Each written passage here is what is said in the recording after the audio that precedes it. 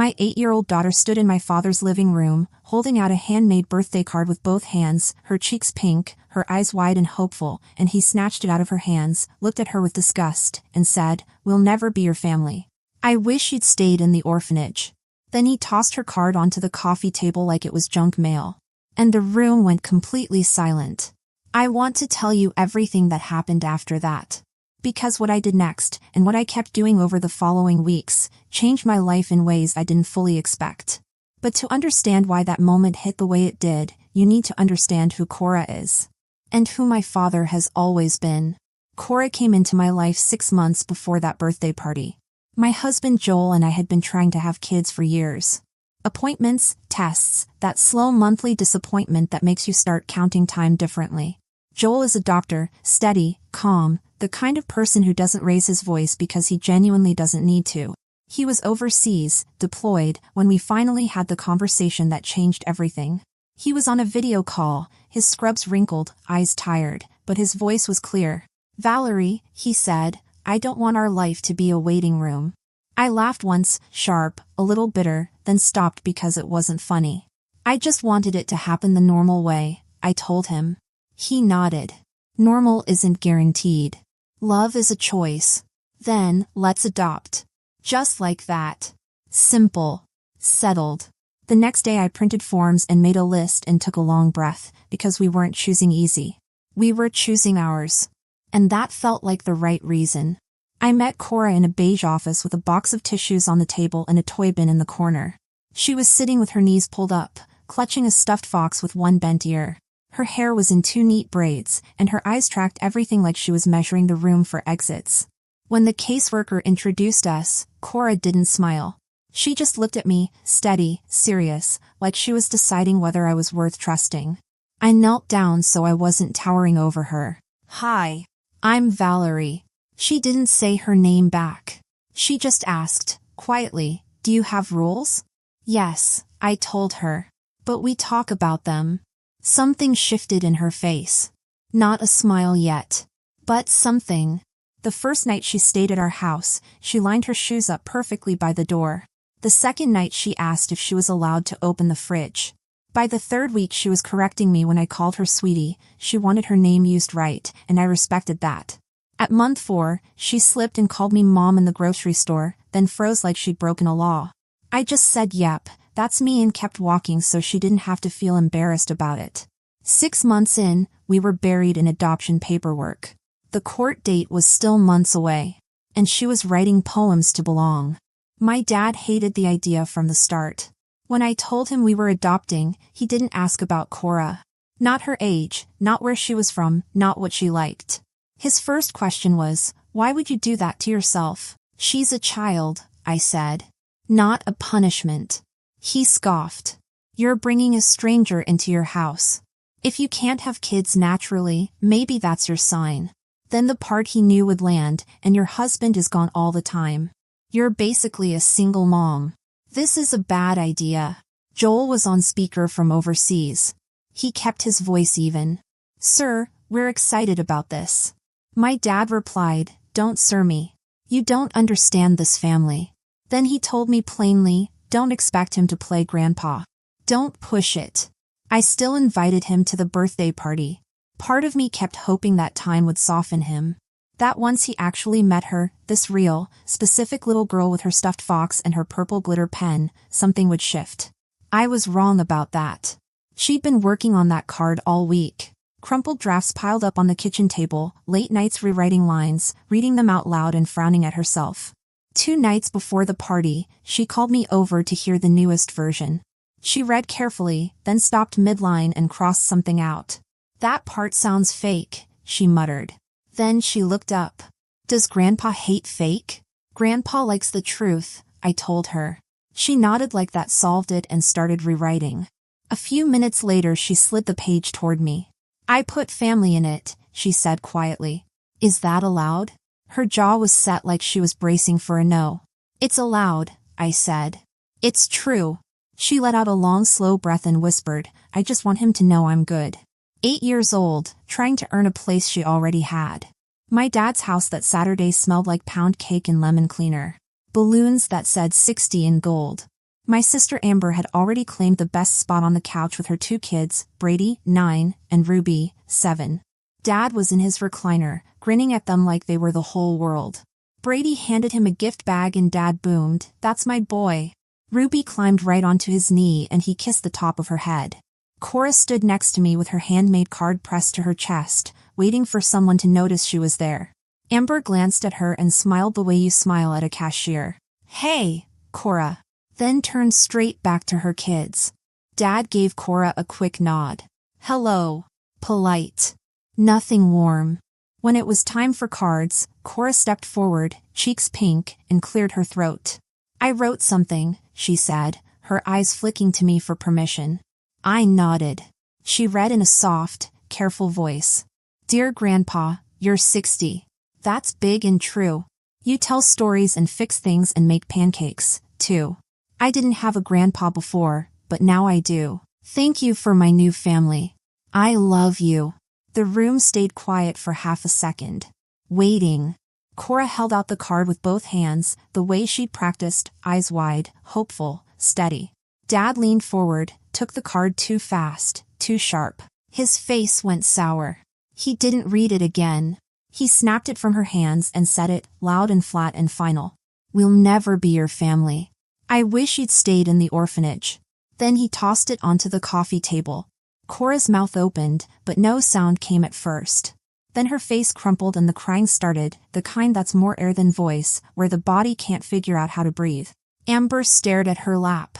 Brady looked at the TV. Ruby slid off my dad's knee and froze. Dad sat back like he'd just said the weather.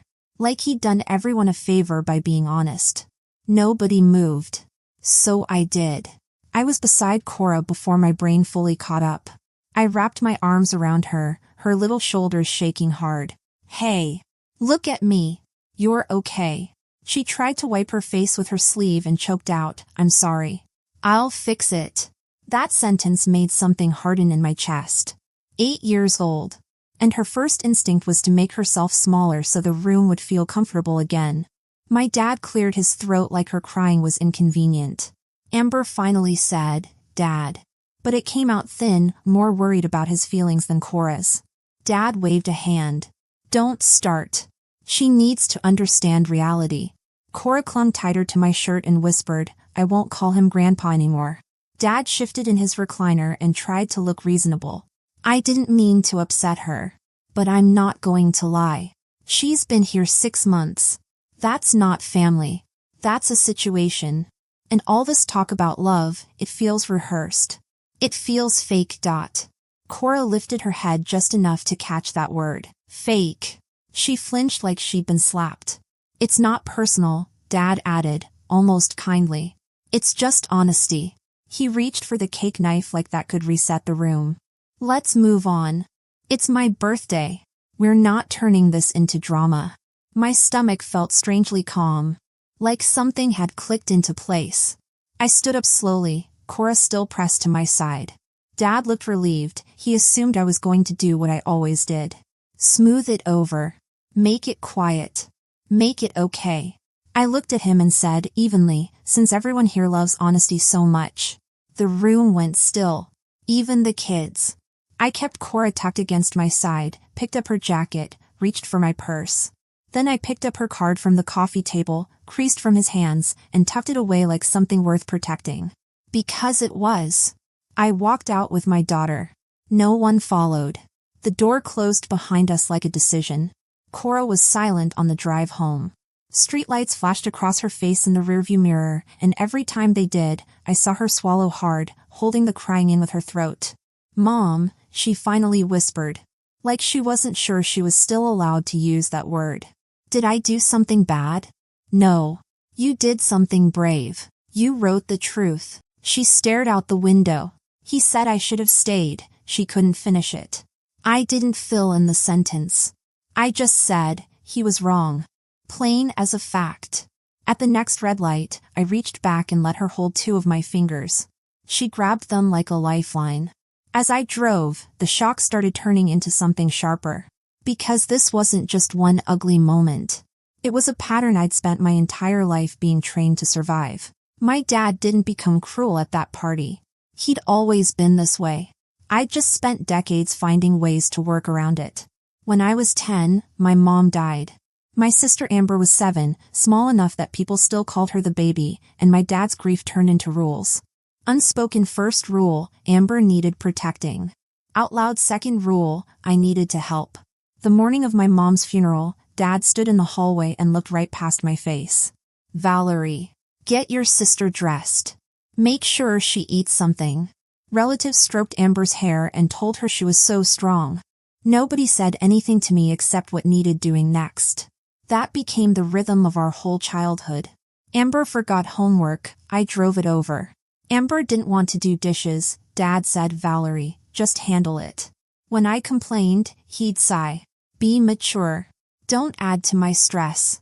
I became the helper, not the kid. By adulthood, Amber had a husband, 2 kids, and the confidence that comes from always being caught when you fall.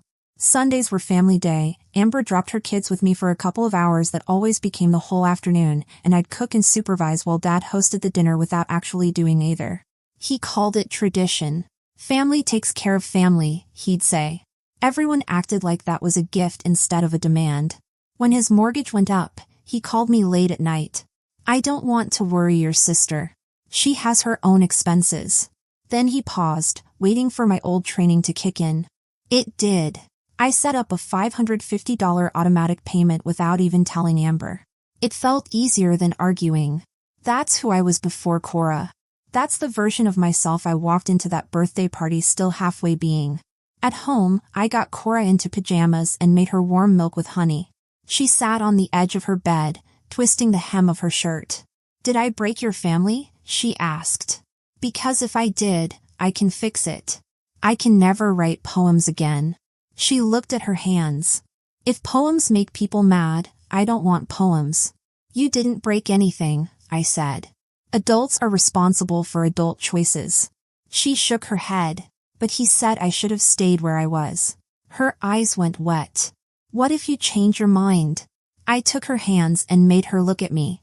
Kora, I have never been more sure about anything. You are my daughter.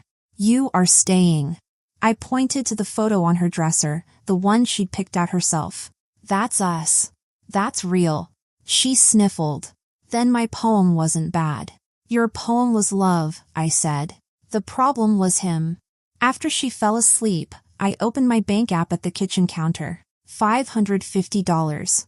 Scheduled. Recurring. To my dad's mortgage. I thought about how many years I'd quietly held up his comfort while he dismissed my choices and decided my daughter wasn't real family. I hit cancel. The app asked, "Are you sure?" I was sure. Then I opened a new transfer, same $550, into a savings account I labeled adoption fees. That money belonged to Kora's future. Not my dad's comfort. No fireworks. No dramatic moment. Just a quiet, clean line drawn in the dark. The following Sunday, I made pancakes and let the house stay calm. At 9:07, Amber texted, "Be there in 20. We're doing brunch after." My hands wanted to do the old thing. Instead, I typed, "We're not doing Sundays anymore. Please make other childcare plans." The responses came fast. "Dad already feels bad. So you're punishing the kids now?" I put my phone face down and helped Kora find the blue crayon she couldn't locate. A boundary doesn't need a speech. It needs consistency. Amber called 5 minutes later. I answered. I wanted her to hear my voice, not just my typing. "What is wrong with you?" she snapped. "I'm not babysitting today. Dad said something stupid. He's old." He basically apologized. We both knew he hadn't. I didn't bother correcting her. "You can't blow up everyone's life because you're sensitive," she pushed. "I'm not blowing up anything. I'm protecting my daughter." Protecting her from what? A comment? "I can," I said. "And I am." She went faster, louder. "So you're keeping her from Dad forever? What am I supposed to do today?" "You're supposed to parent." And I hated that I had to say it. A pause. "Then, I see, you've really changed." "I have," I agreed. And ended the call before she could rewrite my no. My dad texted like money was a button he could push. "Valerie, The mortgage draft didn't go through. Fix it tonight. No hello. No mention of Kora. Just an order. I replied, I canceled the payment. I won't be supporting your mortgage anymore. The bubbles popped up fast. Unbelievable after everything I did for you. You're letting your feelings control you. Then the one that made my stomach go cold, don't act like that girl is your family yet. It's not final. You're embarrassing yourself. There it was. He'd found a way to make Kora temporary. To make my motherhood conditional. Like paperwork could erase bedtime stories and packed lunches and a little girl slowly learning she was allowed to open the fridge. I typed one line, do not speak about my daughter again. Then I blocked his number. Not as punishment. As a safety measure. Once you set a boundary, the people who benefited from you not having one will start recruiting. The calls came from relatives I hadn't heard from in months. Same script every time, he's your father. Family is family. You'll regret this. I kept it simple. He told my child she should have stayed in an orphanage. I'm not discussing this. My cousin tried a different angle. Blood matters, Valerie. Then, maybe she'd be better somewhere else. Everything went quiet inside me. Not rage. Just clarity. She is my daughter. She is not a trial run. If you can't respect that, you don't get access to us. I ended the call and blocked the number. Then did the same to 2 more people without debating myself. I got very calm and very done, and those 2 things together are more powerful than anger. A month passed. Our life started to feel like ours. Kora stopped watching my face every time my phone buzzed. She stopped lining her shoes by the door and started leaving them wherever, which drove me a little crazy, but felt like the best possible sign. On Sunday mornings, we went to the library. She found a poetry collection with a bright yellow cover and carried it out like a trophy. Joel called from overseas whenever he could. Instead of me saying it's fine the way I always used to, I told him the truth. It's quiet, I said. It's better. He didn't ask me to keep the peace. He asked, what do you need? One evening Kora pulled her birthday card out, still creased, a little smudged, and taped the poem onto the fridge with a strawberry magnet. It's still true, she said simply. I thought the quiet meant it was over. It wasn't. It was a Tuesday afternoon. I pulled into the pickup line at Kora's school and waited. 10 minutes. 20. No Kora. I parked and walked to the front office, keeping my face calm. The secretary smiled. Oh, Kora was picked up already. Excuse me? Her grandfather came in early. He's on the approved list. My hands went cold. I looked down at the clipboard and saw my father's name, in my own handwriting, from months ago, before any of this, back when I still thought he'd eventually be decent. What time did he take her? About 15 minutes ago. Remove him right now. He is not authorized. Her smile faded. She started clicking. I walked out, tried my dad, voicemail. Called Amber, no answer. Called Joel. He took her from school. Joel didn't hesitate. Drive. I'm staying on the line. My dad's driveway was full when I pulled up. I rang the bell once and walked in when Amber called it's open, like this was a normal visit. She appeared in the hallway. Valerie, what are you? I walked past her straight to the living room. Kora was on the carpet, sitting completely still, hands in her lap. My dad on the couch, rolling a rubber ball toward her slowly, voice syrupy. Come on, sweetheart. Grandpa's just playing. Kora wasn't reaching for the ball. The second she saw me, she stood fast and crossed the room in 3 steps and grabbed my hand and pressed her face into my side like she needed to make sure I was real. I felt how tense she was, every muscle locked. She'd been holding still on purpose. Waiting. You took my child from school without telling me. Dad lifted his hands. Valerie, relax. I'm trying to make things right. I'm ready to be her grandfather now. He smiled at Kora like he expected gratitude. No hard feelings. Kora's grip tightened. I put myself between her and him. You don't get to be ready by taking her. Amber rolled her eyes. He picked her up. It's not like he. You do not take my child. Ever. Dad's smile twitched. I was going to call you. We just needed to get back to normal. Then the mask slipped. You can't just cancel the mortgage payment and... There it was. Not Kora's feelings. Not the orphanage comment. What getting back to normal actually meant, money flowing and me obeying. That's why you'll never have access to her, I said. You don't love her. You want leverage. I picked up Kora's backpack, took her hand, and walked out. Behind me, Dad called my name like it was a remote control. It didn't work anymore. 6 months later, we sat in a small courthouse room. Joel was beside me. He'd resigned from his overseas posting and taken a local job so he could come home. Be there. Kora wore a simple dress and held her stuffed fox, the bent ear now stitched back up because she'd asked Joel to fix it like a real doctor. The judge smiled at Kora. Do you understand what today means? Kora nodded hard. It means I'm staying. Then she glanced at me. Forever. The judge laughed softly and stamped the papers. That sound, ink hitting official paper, felt like a door locking from the inside. At home that evening, Kora wrote a new poem. Not about birthdays or trying to belong. About our dog's weird habit of stealing socks. She read it out loud and laughed at her own jokes, which is one of my favorite things she does. The word family doesn't sound dangerous in our house anymore. She says it like any other word. Like it's just a fact. Because it is. I haven't spoken to my dad or Amber since the day they took Kora from school. I heard through a relative I hadn't blocked that Dad had to downsize. He tells anyone who'll listen that I abandoned him, that he doesn't understand what he did wrong. That's fine. His complaints don't reach my front porch anymore. On Sunday mornings now, I make pancakes. Kora sits at the table with her yellow poetry book and reads lines out loud while I cook.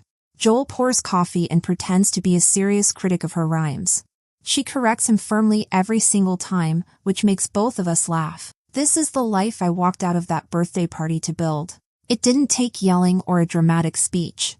It took one clear decision, said out loud, in a room full of people who expected me to back down. Kora is my daughter. I love her more than anything. And if you don't see her as family, then I'm no longer yours. 8 words from a little girl's poem started all of it. I didn't have a grandpa before, but now I do. She was just telling the truth. She just wanted him to know she was good. She was always good. He just couldn't see it.